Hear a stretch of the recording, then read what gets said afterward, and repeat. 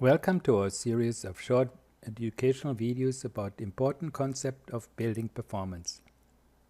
This video shows how energy losses can be minimized during the transmission of energy to the buildings.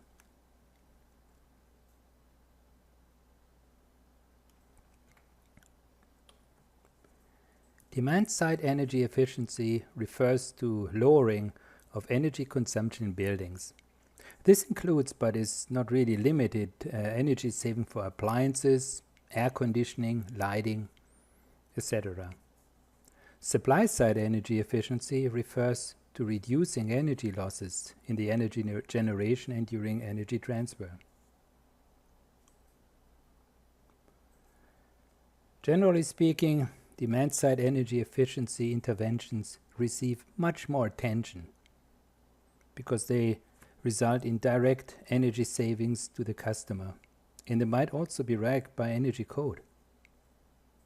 But on a larger scale, reducing energy side losses, supply side losses, lowers environmental impact, including greenhouse gas emissions.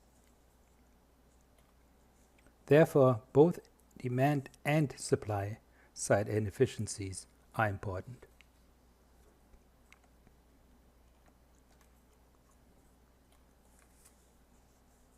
We now look at a conventional process of the buildings receiving electricity from a central power plant. In our illustrative example, we have a conventional thermal power plant. You see it in there. And the interconnecting grid that supplies the electricity to a number of buildings. We only see one building here, but it stands for a couple of buildings. Now let's look at the energy balance. In our scenario, depicted in the figure, we assume an energy input of 300 energy units. These 300 energy units symbolize the heat energy contained in the fuel as chemical energy, which is used in the power plant. Here the energy units are arbitrary and they are only relevant for our illustrative example. We assume that we incur about 20 energy units of transmission losses. So they just lost while electricity flows from the power plant to the houses. And we also assume that 100 energy units reach the buildings as usable energy.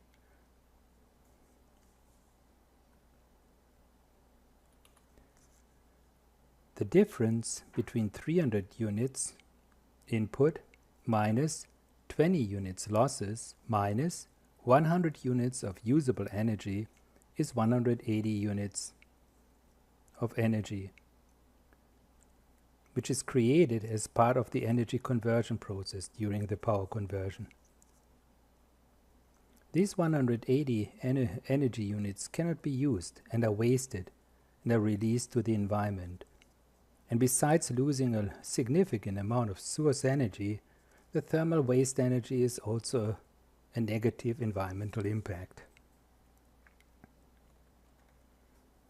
As we go on, if we divide the 100 energy units of usable energy by the 300 units of energy input, calculates an approximately 30% efficiency. This seems low, but it is really a realistic overall efficiency of a thermal power plant.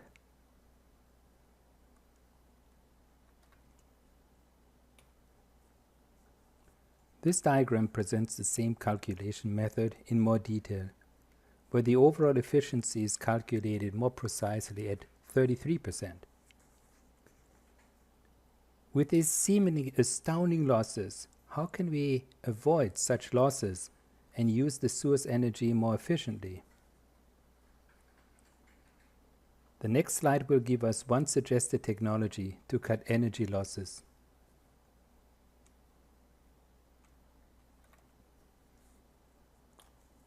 We now introduce the concept of cogeneration, or what we also call it combined heat and power. These cogeneration plants can significantly lower energy losses during the power generation, since the heat that is normally wasted can be used as a valuable resource. But this means that we can readily use the heat that is generated in the conversion process in the power plant. For instance, to heat houses or to cool houses with air conditioning units that are powered by heat rather than electricity. And these technologies would be like absorption chilling and so on. Really exciting new technology. So we are looking at the similar configuration of a group of buildings which are supplied by electricity from a central power plant. We assume that the same amount of losses associated with energy transmission and the same amount of usable energy arrives at the building.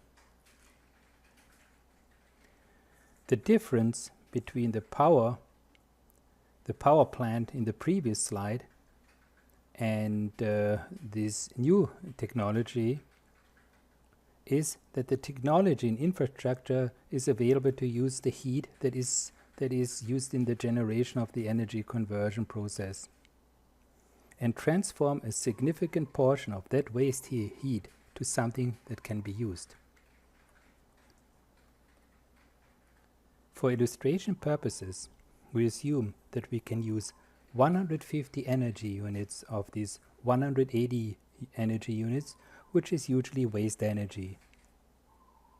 These 150 energy units might be optimistic, but we use this value to underscore the point of for cogeneration.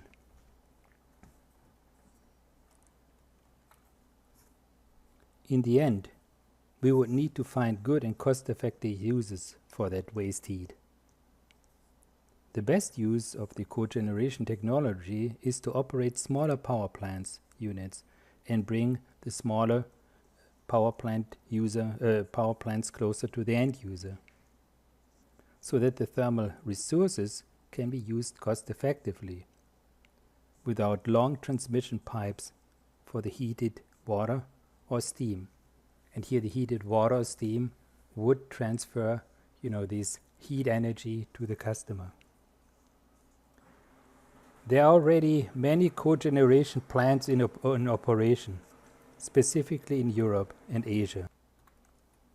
But cogeneration is getting more attention now, also in the US. Going on with our illustrative case, the overall efficiency has increased from some 30% to 80%, which is quite an improvement.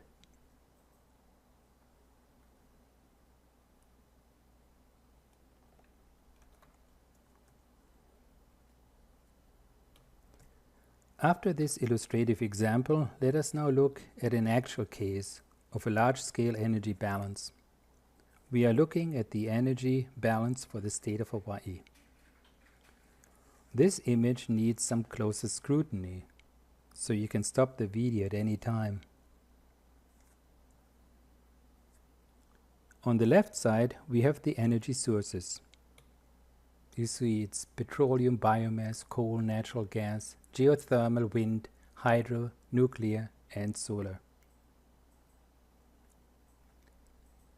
These energy sources, represent renewable and non-renewable energy sources.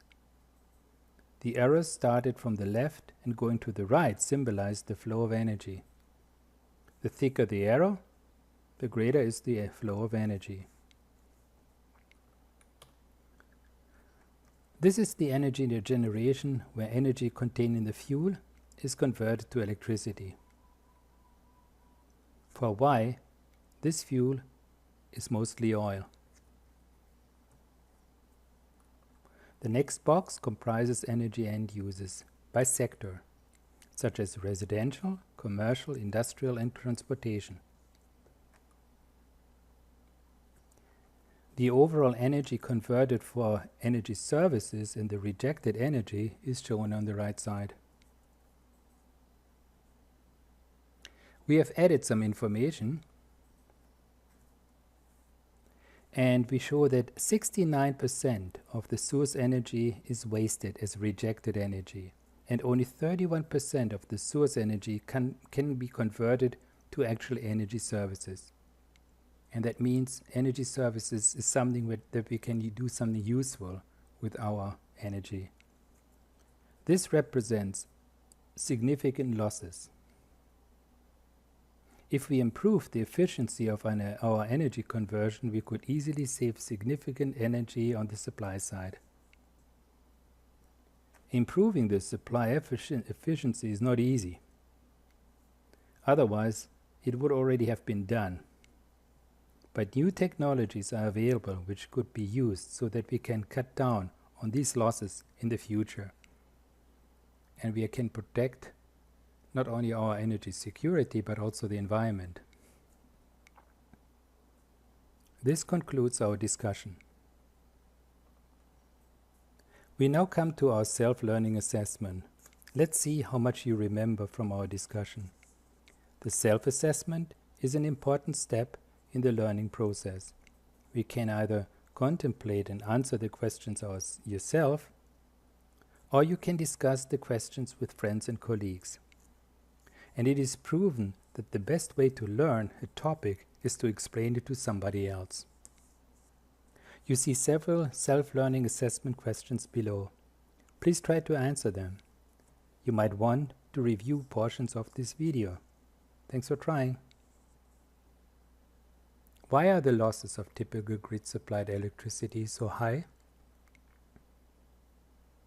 How much in percent of electricity is lost in the typical grid-supplied electricity?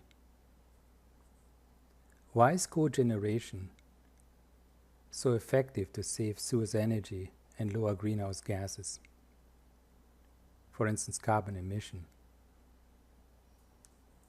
How much of the energy that reaches us in Hawaii as fossil fuel cannot be used by the consumer and goes to waste as rejected energy?